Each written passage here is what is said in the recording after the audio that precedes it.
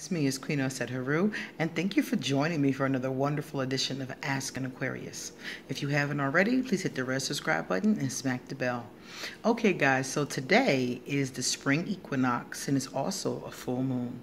So for those of us who are pagan or for those of us who are just into spirituality, this is a great day for rituals. This is a great day for meditation. It's a great day for cleansing.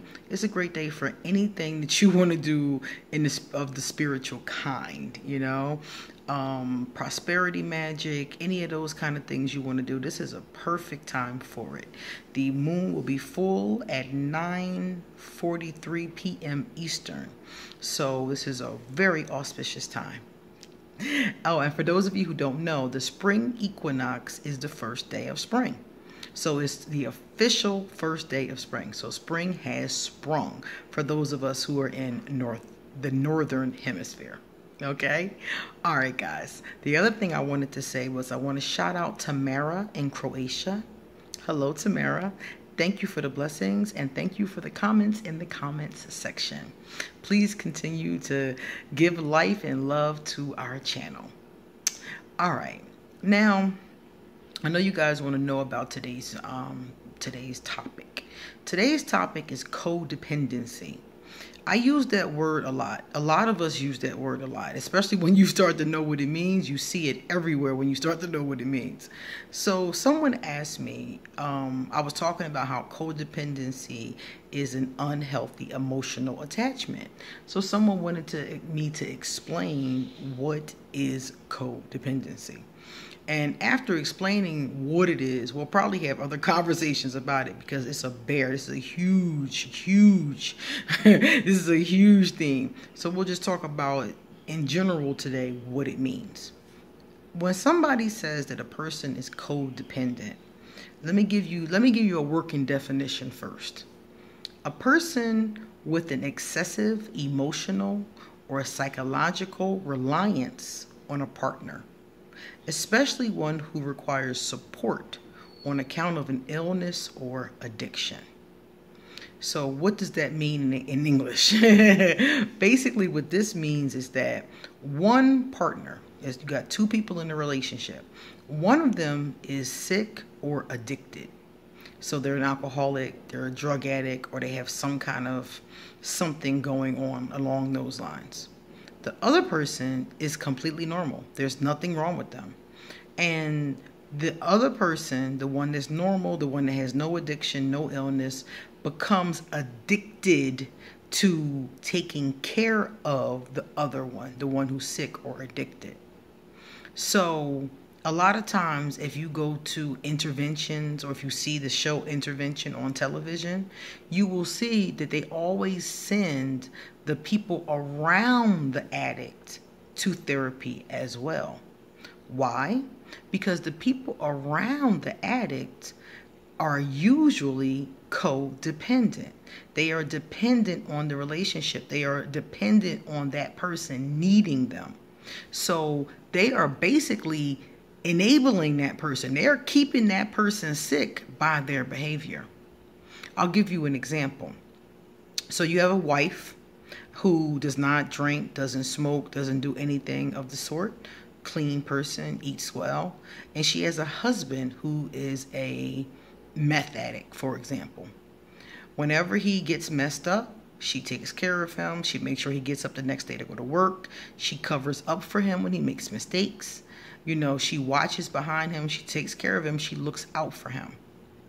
He continues to use. Her looking out for him is enabling him to keep using. So this is where tough love comes in. And some of you who've experienced this before know exactly what I'm talking about, because a lot of us have had drug addicts in our family. So you know what I'm talking about.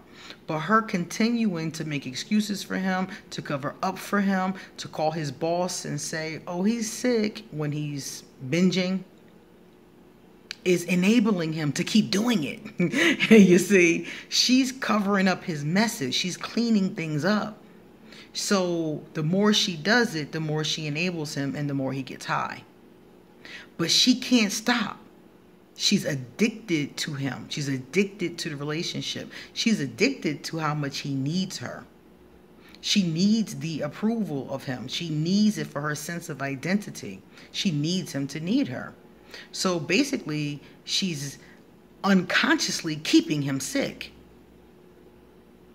And he is happy because he gets to do his drugs, you know? He's not even thinking about getting better. So her covering up for him, he feels like it's good looking out, you know? And she thinks that she's taking care of him, but she's not. She's really the reason why he's staying sick. Because if she would stop covering up for him, if she would let him deal with his own consequences, then he would be forced to look at himself and either stop using or consider it, think about it. He'd have to think about what to do, but he doesn't have to think about what to do while she's doing it for him. And a lot of people are in codependent relationships. Even in the comments section, sometimes people say things to me and I'm like, huh? You know, it's kind of clear that it's codependency.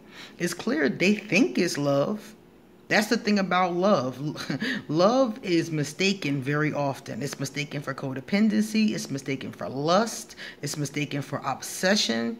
It's mistaken for a lot of emotional attachments that we as humans create and then call love. But it's not love. So that's what codependency is. It takes two people. One of them has to be sick and one of them has to be, you know, for all intents and purposes, that person is healthy. They're not using, you know, they're not doing any of those things, but they are addicted to the addict. And that's where the cycle keeps on. That's why you guys may know some drug addicts who've been addicts for 20 years. How do you think they were able to stay drug addicts for 20 years?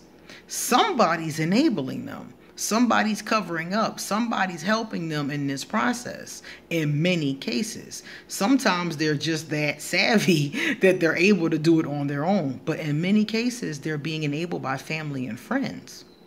If you watch the show, like I said before, Intervention, you'll see their family and friends are giving them money. Their family and friends are giving them a plate to eat. They're letting them wash up. They're making it easy for them not to deal with their consequences. If I am going to have to deal with my own consequences, it's more likely that I'll get clean, that I'll want to get clean, that I'll want to change. Because some of them, the problem isn't that they're addicted. Some of them, it's a major mental health issue. For example, if you have one lover who's bipolar and the other lover who's not bipolar, and the one who's not bipolar is always covering up the erratic behavior of the one who is bipolar and refuses to take medicine or refuses to go to the doctor or whatever they're not doing. Sometimes it's not an addiction. Sometimes it's a mental health diagnosis. But it can be any kind of illness or any kind of addiction. It's anything along those lines. And like I said, even in this scenario, the bipolar person can keep not taking care of themselves. They can keep not taking their medicine. They can keep acting out of pocket as long as the other person continues to enable them. That's how they're able to keep it up. Because if not, they would have to go to the doctor. They would have to take their medicine. They would have to take their consequences into their own hands. But they don't have to as long as you're covering up for them. So many people are in codependent relationships. This is very common. That's why you hear about it so much. Most addicts, alcoholics, drug addicts, people who aren't taking care of themselves, just having a mental health disorder isn't going to automatically make you bipolar. Some people have mental health disorders and they manage them. They go to the doctor, they take their medicine, and they're fine. But I'm talking about the ones who know they need to do what they got to do and don't do it because somebody else is enabling them not to. Those are the ones I'm talking about. And these types of relationships are common and they're very destructive because the sick person can die while the other person playing the hell around. You see, while you playing, while you needed me to need you, I could have been done died because you keep enabling me to do what's bad for me. So in this particular case, they always say tough love is the answer. You have to stop. You have to stop the support. You have to stop giving them money. You have to stop doing those things until they decide they're going to take care of themselves. And for a lot of people, that's the hardest part to swallow, is that they have to allow the sick person to deal with their own consequences. So that's codependency. We'll talk more. We'll talk more. We'll talk about signs of codependency, causes. We'll talk a lot more about this. But for this 10-minute video, I just wanted to tell you what it is so you can begin to think about your relationships and if some of them are codependent. And be honest with yourself, because many of us fall into this particular area. But people who fall into it and it's really bad, those are the ones who really need to work that out. And the person who is codependent needs to go to therapy too, because they have to figure out why they want to be, why their identity is tied to that person's sense of approval. They have to figure out why they're in that situation in the first place, because there's a reason. There's a reason why they are addicted to that relationship, and they need to figure that out as well. So both people generally need to part and do their own mental health thing. In most cases, that's how they work it out. All right, guys, it's time for me to get going. So if you like this video, please give it a thumbs up and pass it on to somebody that you think may be codependent or needs to see this, or somebody's going through this. You know, life isn't easy and we need to talk about these things. Likewise, I'm going to leave all my information in case you want to contact me. If you want a tarot reading, if you want an appointment, please email me. I'll drop my social media. If you want to leave me a love donation, I will drop my PayPal and my Amazon wish list. All right, guys. See you later.